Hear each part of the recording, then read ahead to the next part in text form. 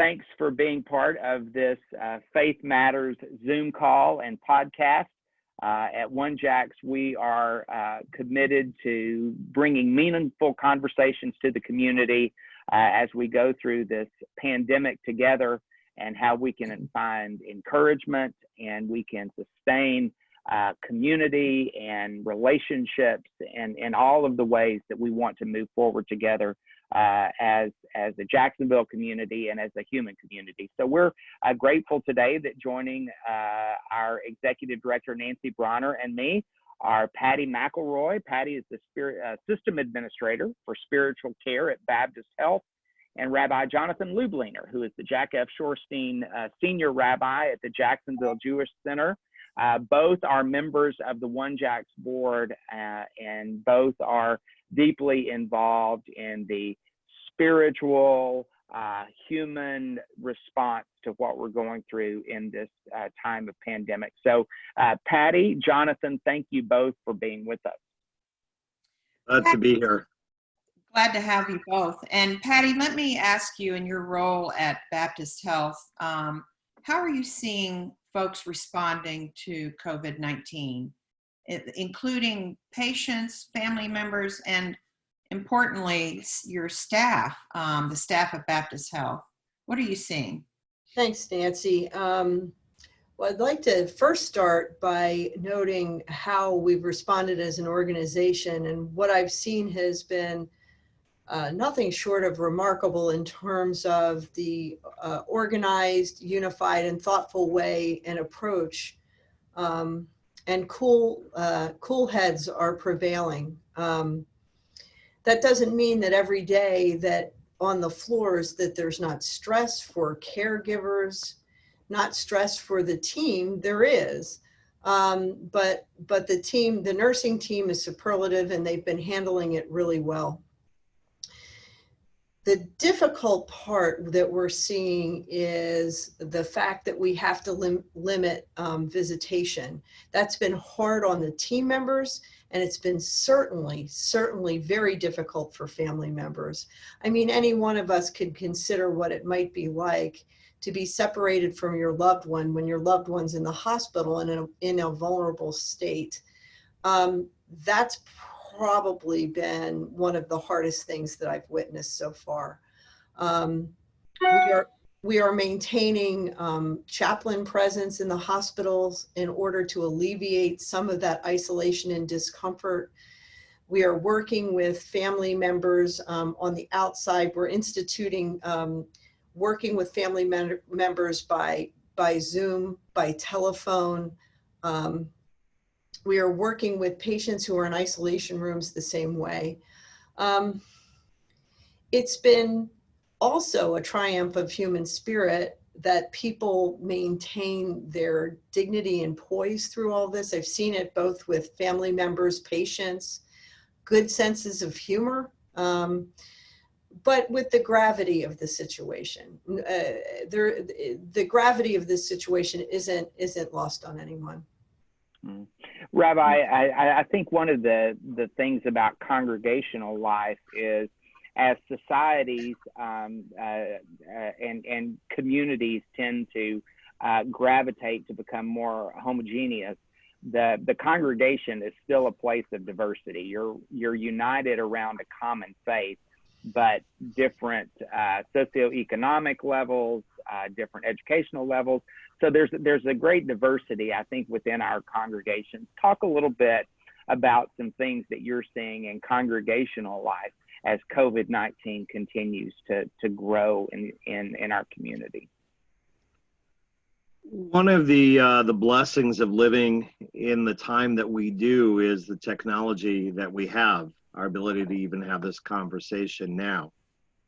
I'm noticing that virtual community is certainly possible, is certainly a very good thing, but it also has its limitations. I think it makes us feel more connected than we might have if we had lived 100 years ago during the flu pandemic of 1918. I've been thinking a lot about that and how isolated people must have felt, even in the same city that they couldn't communicate with loved ones. And yet, even with Zoom and FaceTime and Skype and Facebook Live, we've been using various platforms for virtual services. We have different healing services, adult learning. I'm doing a bedtime prayer and story for children this evening. It allows us to connect in ways that we never have, and it brings community into folks' family rooms. But it also makes you realize how separate and even with the technology, there is no substitute for actually being there. Our community is very diverse. People who are older, people who are immunocompromised, have one set of fears and issues. Parents who are cooped up with kids have another. Parents who may now be out of work. Parents who are trying to work from home but have children with them, and it's proving very difficult to both keep them as part of their virtual school schedules, and still be able to complete their own work assignments. So this is a topsy-turvy world that's finding expression in different ways. I find that some people are sweating the little things more. I'm finding a larger number of people who really are drilling down into the bigger picture and are getting back in touch with that which is most important. Maybe above all, I find it inspiring the way that our community is reaching out to others, phone calls. We've had so many offers of people to check in with those who are elderly, even just those who are not, but perhaps are feeling vulnerable and isolated alone. Mm-hmm. So on balance, while it may bring out the worst in a smaller number, I really do believe that there is a milk of human kindness, and that in crises, more people, a majority of people, will rise to the occasion, and that's been my experience so far. I think it's going to be really interesting as we kind of go through. You already hear conversations by some who say, we want to get back to life as normal and in a few short weeks, and the science and medicine and trends just do not bear that out. I think it's going to be a really interesting thing to watch how sort of this forced waiting, what it's going to do and what it's going to bring out in us. Nancy? Yeah, Kyle, in your pastoral role at Hendricks Avenue Baptist, what are you seeing? I know that you've continued to provide meals in a bit of a different way, but what are you seeing in your congregation? I think in the Christian tradition, this is the Lenten season, where it's about sacrifice. It's about, waiting for God to act on God's own time. And one of the tensions that I sense is I don't mind waiting when it's my choice to decide to do that. Yeah. But authentic waiting means that there are things that are so far out of my control. And those aren't places that people in our congregation, I would say in a lot of our lives, go very often. Mm-hmm. We have loved ones who get ill. We have those things that are out of our hands. But by and large, we don't have to wait for a lot. Uh-huh. And now that's what we are forced to do. And I think it's going to really show the kind of people that we are, and hopefully it will encourage us to be the kind of people we want to be. Patty, in that regard, seeing what you see on the front lines of this crisis, how are you nourishing your own soul? What practices are sustaining you in this time? It's a wonderful question, and it's a wonderful question for all of us, isn't it? You know, it's interesting, that you mentioned Lent, because it's hard to miss the import of, it's not just the waiting, right? It's the recognition of our finiteness, our mortality. And I've been really thinking about how grief plays into this, how there's grief about what we're experiencing. We're grieving the loss of the normalcy of our lives. We're grieving anticipatorily, looking forward, how long. There's an uncertainty about how long this takes.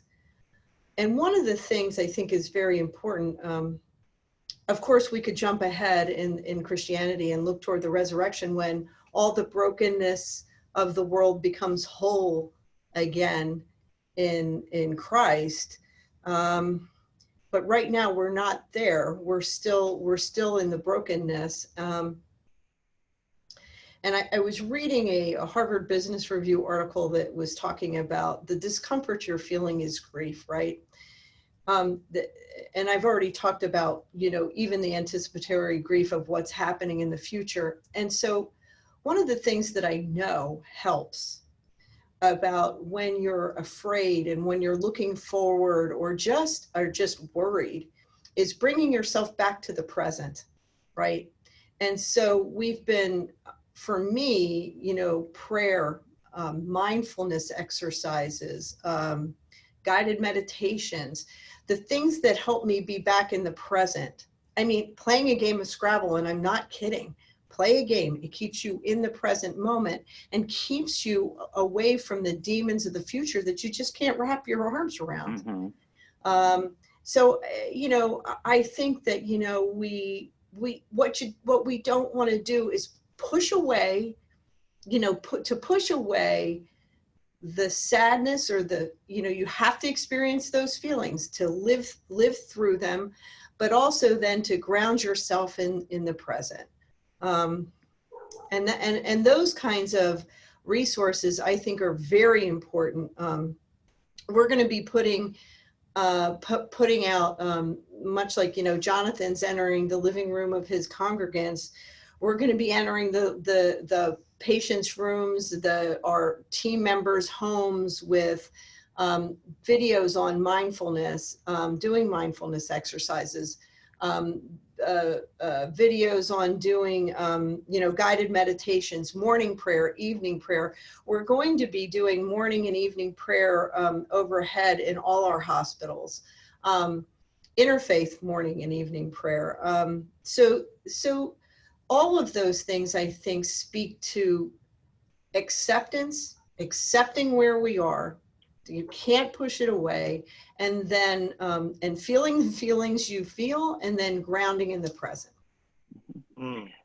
Jonathan, I ask you that same question. How are you sustaining your spirituality? And I wonder too, if you might speak a word about the role of lament in a person's faith journey and spirituality. I've been spending some time with the 130th Psalm. And, Walter Brueggemann says that we do our most authentic praying from the pit, from the difficult moments, and lament is a part of that. Well, the word joy has an oi in it. For those who, are familiar with the kind of Yiddish expression of oi, which is always a sign of stress and travail. But I think that there is that the oi and joy coexist, and finding the joy in life. It doesn't mean happiness or yuck or just won the lottery. It's a deep sense of gratitude and appreciation for little things. It could be the song of a bird. It could be just the sight of your own family sitting around the dinner table. It's all of those moments that may be very pedestrian, that are also very sacred and holy if we bring a certain consciousness to it. And we all tend to take those moments for granted. To pick up on the theme that Patty had said about mindfulness, I'm really trying to make more of an effort now to have that mindfulness. There is a nexus between joy and sorrow, and we're constantly, it's like trying to balance yourself on a ball that is, rotating in one direction or the other. Psalm 30, which we've read a bunch of times, it's actually part of the Jewish daily liturgy, about turning mourning and lament into joy. The tears come with the night, but the joy comes with the break of dawn. To realize that this idea that they are somehow polarities and opposite, they're not. There's a place where they meet, and we're feeling that now, perhaps more so than ever. But I would say in those moments when we have that fear, when we have that sorrow, when we have that anxiety, again, not to block that out because you can't, but just to remember that joy in that deeper spiritual sense is not the negation of the sorrow. It's just an acceptance of it, but the transcendence of it as well, where you can, even the ability to take a breath. That's something to be joyful about, and all of us can find reasons to be grateful, and I think we need to do that more than ever. I certainly am trying to make that part of my spiritual practice. And computer solitaire doesn't hurt. I feel guilty, but now I don't. I play some online games, and just sleeping well and eating well. I think we have to, for the long haul, those who are caregivers in whatever way, taking care of our own physical health is part of the empowerment we need, and itself part of that deeper joy that we can do that is something to be grateful for. I know that you've talked about sort of the technological aspect that allows us to be together, but thinking on these themes of joy and lament, they call forth for community. And your community is much like mine. I've had funerals which had been memorial services postponed because obviously a large group can't come together. I've had a baby dedication that was the centerpiece of a family's month having to be postponed because family members can't come. Talk about how the loss of that community in your mind, or at least for the moment, the loss of communal joy and communal lament is affecting your congregation, or will in the future, you think? Well, so, one of the things that I'm learning is how different technological platforms lend themselves more or less to community. So we have been exploring live streaming, and not using Zoom. That would be just remotely on a timer started, because we have certain issues with Sabbath observance. But the streaming aspect, is designed to allow people who are isolated feel like they're a part of the community that's gathered and present in one place. They're sort of like they're looking in. That doesn't work in the same way when you're streaming into an empty sanctuary and it is just a member of the clergy standing there by him or herself. Zoom, where you can chat and you can be, you have an icon that shows that you're a participant. That seems to have lent itself more to a creation of community. But again, all of these things are like the old AT&T ad about long distance being the next best thing. It's confirmed for me that there will never ever be a substitute for actually being present, whether it's just to see someone and their expression or to hug somebody.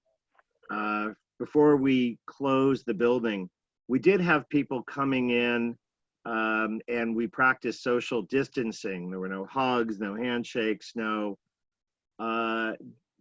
That felt really, really strange and awkward.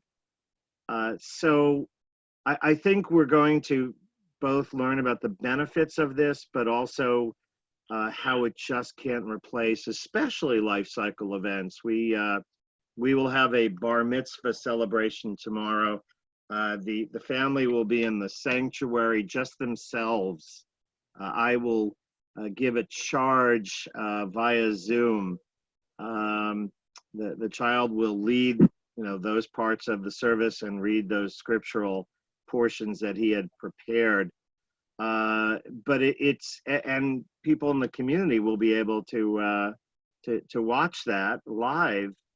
But the family is actually also thinking seriously about having another celebration once all this is passed, because there is just no substitute. Right. And the same, with funerals, where you're the only person there, and the family may not be there. There is, human beings, I think, are wired for the full range of sensory experiences being present, and all we can do is create, I won't say ersatz experiences, but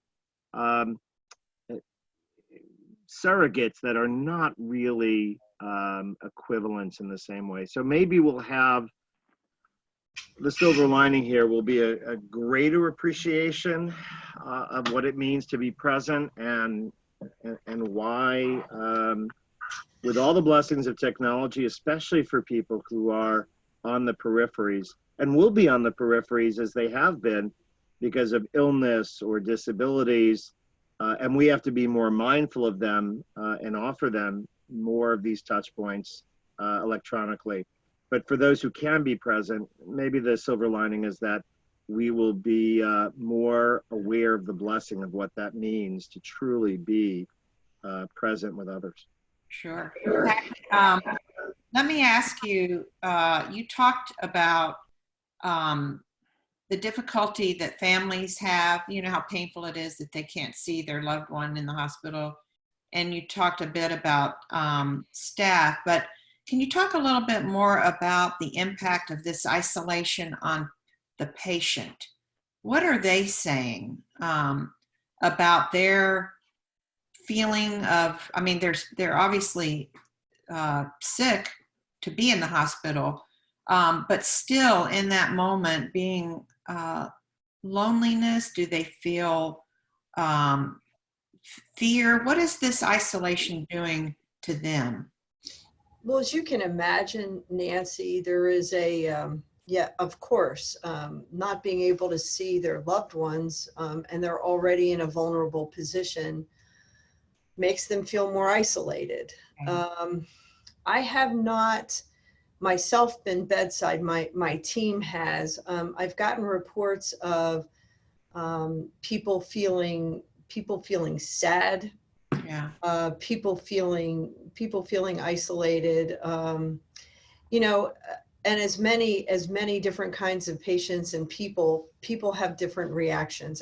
Some people act with good humor, or that it's not bothering them. It's harder to tell with certain people, but I think it's any reaction you can imagine is what we're seeing. Yeah. Mm-hmm. Patty, so talk about spiritual care in the midst of a pandemic. One of the roles that faith leaders and lay leaders in congregations play is when someone is sick in the hospital, they come and offer a prayer with them. Well, obviously that can't happen now. Talk about your team and what you're doing and how you are sort of standing in the gap for communities of faith. We are going right to the patient, Kyle. Clergy members are leaving us messages, and we will go visit their congregants, which of course, again, as it's not a substitute for their original community, but at least it's person on person, that there is that in-person, sometimes it's not touch, obviously, but person to person, and that ministry of presence that's so critically important. So we're rounding more. We are also rotating. So we also have chaplains that are home, and what they're doing is calling out to families and speaking with the families directly, and then calling into patients, and making sure that people who are on the outside of the hospital are getting the same kind of spiritual care that they would if they were able to come in and see their loved one. So it's not just about the patient in the bed, it's also about the families who are on the outside. And again, the challenge, as Jonathan alluded to, is the inability in some cases to be a ministry of presence, to be able to be in the room. For instance, with COVID-19 patients, I've instructed my team not to go in the rooms, not because we're fearful, we're not, but because we can't use the personal protective equipment we're on such short supply of. We don't want to use what a medical team would be using. So we stand on the outside of a room and make a call into the room and have eye contact with the patient while we're on a phone and having that conversation. But it's such a different way of doing doing spiritual care. I heard one of the senior chaplains saying the other day, just so in such frustration about wanting to be that presence, to be next to people, to be with, and we're having to find different ways of doing it. And I agree wholeheartedly with Jonathan that it's not the same thing as being with people and being able to comfort them in person. It's the same. It's a very similar challenge. Well, I knew that the two of you would allow us to swim in a little deeper water, and I was not disappointed. OneJax and the Jacksonville community are very fortunate to have both of you in leadership positions and doing what you're doing now. Any final word for us before we wrap up our time together? Well, I would just, for us, we're getting, I know as the Lenten season unfolds and Easter is getting closer, for us, we're thinking about Passover, which the liturgy in Judaism refers to as Zman Cherutenu, time of our freedom, which may seem a little ironic with all of the constraints on our movement that we have, but I find that it's also helping me remember that freedom is not just about being with spatial limitations. It really is at a more important level. It's about self-transcendence. That even, if we're cooped up in our homes or whatever it is that we don't have right now, we have the ability to choose how we handle this situation, and that God has given us the ability to be free, not in the sense of I'm free to do what I want, but I am truly able to see the insecurity of life right now, see that I don't have the answers, that I'm not fully in control, but I still have the freedom to embrace responsibility, and I have the freedom in my own mind to focus on the good, to be a blessing to others, and that is absolutely my freedom to choose, and that is at the deepest level the most important freedom that a person could ever have in a meaningful way. Well, I couldn't have said it better, Jonathan. And I'm continually struck about how our traditions are we have so much more similar than we have that are different. I was thinking about the concept of tikkun olam, and I was just thinking about how coming back to wholeness is what we're doing now. Well, we're waiting right now in Lent, but Easter brings us back to wholeness. And I'm just so glad that that all of these people on this podcast, that we are in the same community, and that we are part of each other's lives, because I find a lot of peace and joy in the simplicity of just looking at your faces. Thank you. Thank you so much. Well, thanks for this wonderful conversation. And truly, you two are on the front lines of all that we're facing. And you know that you have our prayers, our love, and our friendship. And we look forward to better days when we're sitting around a table with a drink in hand, looking each other face to face. So until that time, blessings on you, and thank you so much for being a part of the conversation. Thank you. God bless, and amen to that.